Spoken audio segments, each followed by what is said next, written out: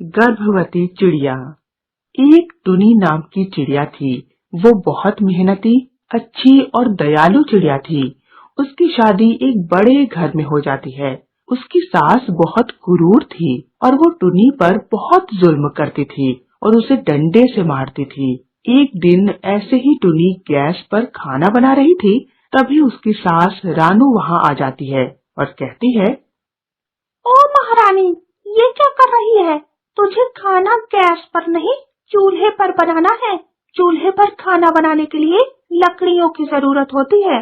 तो जा और जंगल से लकड़ियां लेकर आ और चूल्हे पर खाना बना। पर माँ जी, गैस तो खत्म नहीं हुआ, तो मैं चूल्हे पर खाना क्यों बनाऊं? क्योंकि तू शादी में दहेज के वक्त गैस सिलेंडर नहीं लाई थी, इसलिए तुझे चूल्हे पर ही खाना बनाना होगा। तो अभी जल्दी जा और जंगल से लकड़ियां लेकर आ और चूल्हे पर ही खाना बनाना, वरना तुझे डंडे से मार मार कर अच्छे से सबक सिखाऊंगी। अपनी सास की बात मानकर टुनी जैसे ही जंगल से लकड़ी लाने जाती है, तभी उसे चक्कर आ जाता है और वो नीचे गिर पड़ती है।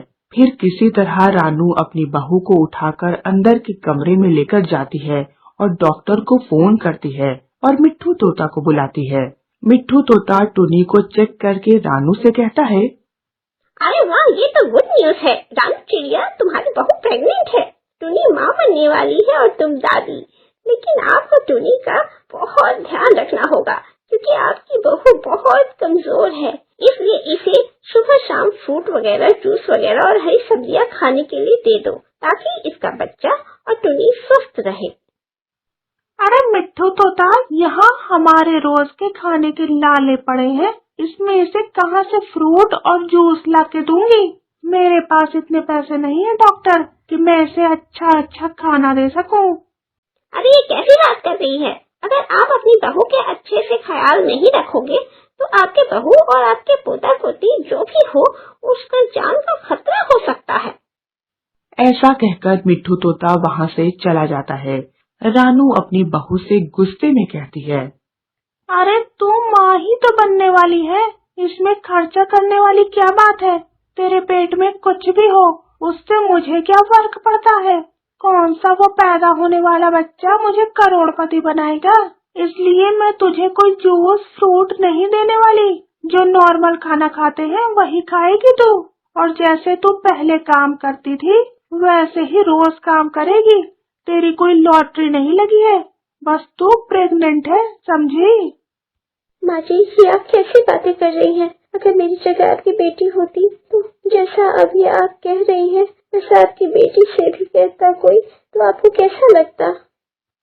टुनी की सास को बहुत गुस्सा आता है ऐसे शब्द सुनकर, और वहीं पास में रखा डंडा उठाकर टुनी को बहुत बुरी तरह से मारने लगती है। टुनी जोर जोर से रोने लगती है और उसकी आवाज सुनकर पड़ोस के पक्षी आ जाते हैं। रानू टुनी को इतना मारती है कि टुनी बेहोश होकर गिर जाती है। फिर पड़ोस के पक्षी उसे डॉक्टर मिट्ठू तोता के पास ले जाते हैं। मिट्ठू तोता टुनी को एडमिट करके उसका इलाज करने लगता है। इलाज होने के बाद टुनी होश में आ जाती है। होश में आने के बाद टुनी को पता चलता है कि उसका बच्चा पेट में ही मर गया। ये खबर सुनकर मानो तो उसके ऊपर दुखों का पहाड़ टूट पड़ा था। वो रो रो कर बहुत दुखी हो जाती है और वो ठान लेती है कि वो अपने बच्चे की मौत का बदला जरूर लेकर रहेगी। फिर वो वहाँ से उड़कर पुलिस स्टेशन जाती है। वहाँ पर इंस्पेक्टर कालू कौवा था। टुनी उस इंस्पेक्टर से कहती है, इंस्पेक्टर, मुझे अपनी सास के खिलाफ रिपोर्ट लिखवानी है। वो मुझ पर आए दिन अत्याचार करती थी, मुझे हर रोज डंडे से मारती थी, और हद तो तब हो गई जब मैं प्रेग्नेंट थी और उन्होंने मुझे बहुत बुरी तरह से मारा कि मेरा बच्चा अब इस दुनिया में नहीं रहा। उन्होंने मेरे बच्चे की जान ले ली। इंस्पेक्टर टुनी की कंप्लेंट दर्ज कर लेते हैं और टुनी की सास को गिरफ्तार करके सलाखों के पीछे डालते हैं। सलाखों के पीछे डालने के बाद टुनी की सास को अपनी गलती पर पश्चाताप होता है।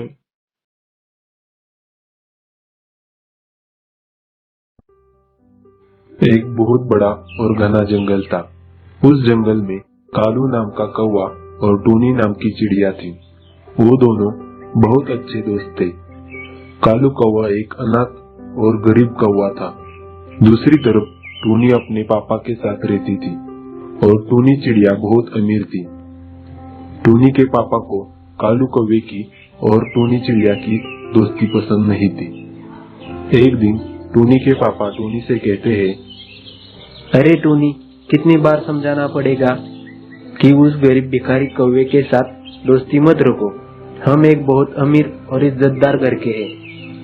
पापा की बात मानो, मैं तुम्हारी भलाई ही चाहता हूँ। तुम उस फटीचर से दूर रहो, इसमें तुम्हारी भलाई है। मेरी प्यारी बेटी, मानोगी ना अपने पापा की बात? फिर टूनी चिड़िया अपने पापा की बात सुनकर कहती है, पापा, मुझे पता है कि आप मेरा भला चाहते हो, पर कालू कौवा मेरा सच्चा दोस्त है। मेरा हर मुसीबत में साथ दिया है और आप ही ने मुझे सिखाया है कि अपने दोस्तों का साथ कभी मत छोड़ना। अब आप ही बताओ, कालू कौवा गरीब होने के कारण मैं उसके साथ की दोस्ती तोड़ दूं, क्या ये ठीक होगा? अपनी बेटी की बात सुनकर पापा चुप हो जाते हैं। कुछ दिन बाद कालू कौवा और टूनी चिड़िया एक साथ खेल रहे थे। तभी टूनी के पापा दूर से देखते हैं। फिर शाम में टूनी खेलकर अपने घर आ जाती है। टूनी के पापा टूनी का इंतजार ही कर रहे होते हैं। टूनी, जरा इधर तो आओ, मुझे तुमसे कुछ बात करनी है। टूनी पापा के पास जाती है। हाँ पापा, कहो, आपको मुझसे क्या बात करनी है? अरे ऐसी कोई खास बात नहीं, पर तुमसे कुछ पूछना था, तुम्हारे और कालू कौवे के बारे में। हाँ हाँ पापा, उसमें पूछने वाली क्या बात है? आप तो मेरा सब कुछ हो, आपकी वजह से तो मैं हूँ। नहीं, क्या है, पूछने के साथ साथ बताना भी चाहता हूँ कि मैंने आप दोनों की दोस्ती तो कबूल की है, पर क्या दोस्ती के ऊपर कुछ है तो बताओ। क्या मतलब कि मैं कुछ समझी नहीं, आप जरा ठीक से बताओ, क्या कहना चाहते हो? अरे मेरी बच्ची, मतलब कि आप दोनों के बीच में दोस्ती के अलावा कुछ रिश्ता और है क्या? नहीं पापा, हम सिर्फ दोस्ती है, इसके अलावा कुछ नहीं। हाँ तो ठीक है, और दोस्ती के ऊपर भी मत जाना।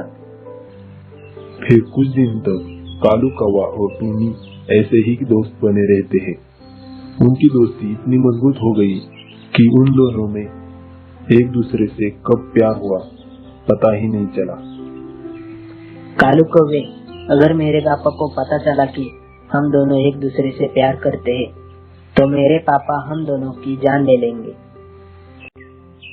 टूनी, तुम कुछ मत घबराओ, मैं हूँ ना, मैं करूँगा तुम्हारे पापा से बात। अरे नहीं नहीं, तुम अभी बच जाओ, नहीं तो मेरे पापा तुम्हारी वही जान ले लेंगे।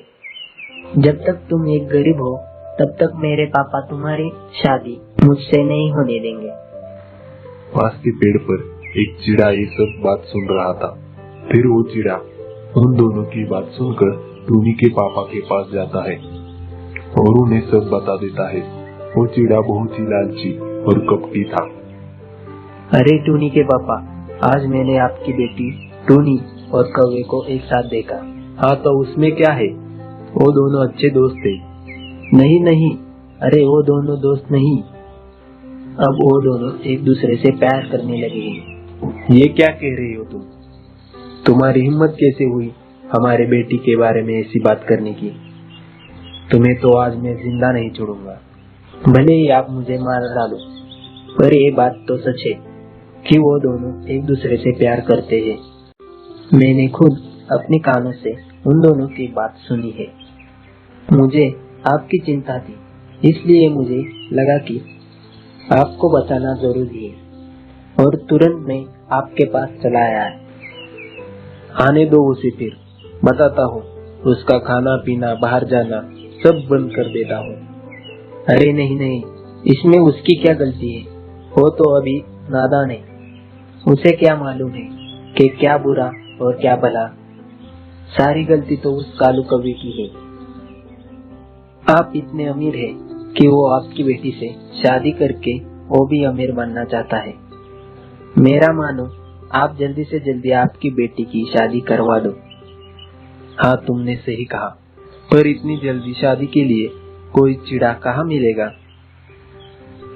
कुछ देर तक टूनी के पापा सोच में पड़ जाते हैं। फिर बाद में चिड़ा अपना लालची दिमाग चलाकर कहता है, टोनी के पापा, अगर आप बुरा ना माने तो क्या मैं आपकी बेटी से शादी कर सकता हूँ? टूनी के पापा चिड़ा की बात सुनकर सोच में पड़ जाते हैं। तभी चिड़ा कहता है, देखो टोनी के पापा, अगर आपकी बेटी टोनी के और कालू कौवे के बारे में सारे जंगल में बात फैल गई तो सोचो आपके बेटी से शादी कौन करेगा। इसलिए सारे जंगल को पता चलने से पहले टोनी की शादी मुझसे करवा लो। उस पर टूनी के पापा कहते हैं, अरे तुम्हारी बात तो सही है, पर टोनी क्या इस शादी के लिए राजी होगी? बहुत देर तक टूनी चिड़िया घर नहीं आई थी। कालू कौवा और टूनी अब तक बात कर रहे थे।